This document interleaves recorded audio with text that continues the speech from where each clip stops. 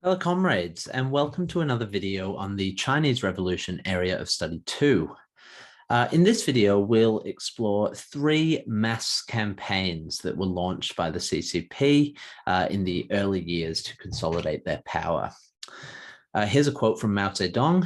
He said, "We definitely have no benevolent policies towards the reactionaries or the counter-revolutionary activities of the reactionary classes." As you'll see in this video, that didn't exactly turn out to be true, as reactionaries and counter-revolutionary activities were severely punished, and there were campaigns against such activities. So let's get into it. First, an introduction. So mirroring the hardened approach towards landlords through Fanshen and land reform, which was from our last video. So if you haven't seen that, then please go back and watch that. The communists began 3 mass campaigns in the early 1950s, targeting subversive groups in urban areas. These campaigns were the Thought Reform campaign, which targeted intellectuals, Sanfan, or the 3 Antis, which targeted corruption within the party itself, and Wufan, or the 5 Antis, which targeted the bourgeoisie. So let's start with thought reform. The thought reform movement first began in September 1951, following a speech by Premier Zhou Enlai, which called for intellectuals to reform their thought. The People's Daily newspaper, which was a communist newspaper in China, called for teachers and college staff to arm oneself with the thought of Marxism-Leninism and to throw away the vulgar perspective of individualism and liberalism and the cultural thought of European American reactionary bourgeoisie. Now, the thought reform movement and this campaign involved a number of steps. If you'll remember from watching The Last Emperor, we actually saw an example of this thought reform movement in the film, with Puyi having to go through these different steps. So the first step involved attending mass meetings and being put into small discussion groups. In those discussion groups, these intellectuals would read Marxist texts and make lengthy self-criticisms. A part of making these self-criticisms was writing one's autobiography, admitting to their bourgeois habits. And these autobiographies would undergo severe editing over the course of their thought reform, in which they had to just admit to and come to terms with and criticize their own actions in the time before the creation of the PRC. Fourth, they attended struggle sessions to be judged on their progress in reforming their thought. So struggle sessions involved basically being verbally assaulted by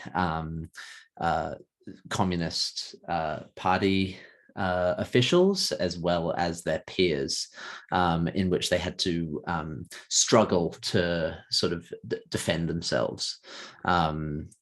Those considered to be insufficiently reformed were then sent for re-education to try and re-educate them under a Marxist-Leninist Maoist perspective. Sanfan, the 3 Antis. So Sanfan was a campaign launched in 1951 and carried out alongside thought reform. Citizens were encouraged to denounce bureaucrats and CCP members guilty of corruption, waste, or bureaucratism. So they were the 3 Antis. 3 million ex-GMD officials had been recruited to serve in the new administration, but they were kept under close scrutiny. Here's a quote from Mao Zedong. He said, "We need to have a good cleanup, which will thoroughly uncover all cases of corruption, whether major, medium, or minor." Now, 4 million people were investigated and 1.2 million found guilty, with those found guilty being either fined, demoted, fired, or in extreme cases, executed. The CCP, in carrying out Sanfan, demonstrated its commitment to governing honestly and stamping out corruption, which, if you'll remember from our last area of study, the nationalist government was rife with corruption. And so by demonstrating its commitment to getting rid of corruption within the government, the CCP secured lots of popular support from the masses. Wufan. So in 1952, the three antis were expanded into five antis, Wufan, which targeted tax evasion, fraud, theft of government property, cheating on government contracts, and bribery. The target of Wufan were businessmen and industrialists, basically the bourgeoisie, who had previously been reassured of their place in the PRC, and now became the target of this new campaign. So early on, ex-GMD officials, members of the bourgeoisie had been welcomed into, and intellectuals who had returned to China from overseas had been welcomed into the new society and given the reassurance that they would play a major role in creating that new society. Now, with thought reform, Sanfan and Wufan, they were being targeted. So 450,000 business owners were investigated and 370,000 found guilty. Those who were found guilty were issued with massive fines that forced them to sell their businesses, and all of those businesses became nationalized. So by the end of the campaign, 63% of businesses in China were nationalized, which allowed the CCP to launch the first 5-year plan, which will be our next topic.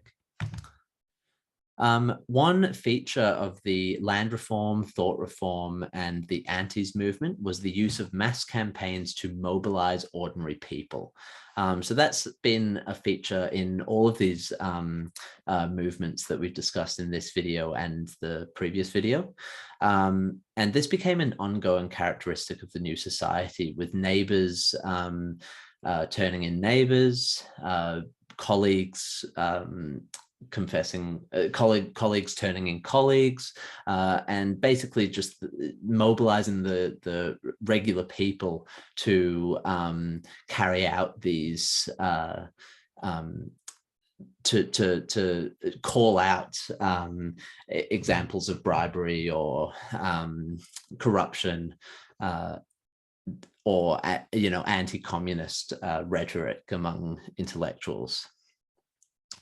Now, few people were tried in a formal court, but instead were brought before a mass meeting of workers and party activists and put through struggle sessions, which we discussed in our previous video on the land reform, as well as public denunciations. These public denunciations were really humiliating for many of the bourgeoisie and wealthy businessmen. Zhou Qingli, who was the wife of a wealthy Shanghai businessman, is quoted as saying, "So many wealthy people committed suicide at this time. They could not stand the idea of a public trial." So it was a fairly brutal time for members of the bourgeoisie, for members of the party who were corrupt in any way, and for intellectuals, as well as landlords, of course. So that brings us to the end of this video. I hope you found it useful and interesting. You can tell I've recorded a few in a row. I'm really forgetting how to use words. And I will see you next time.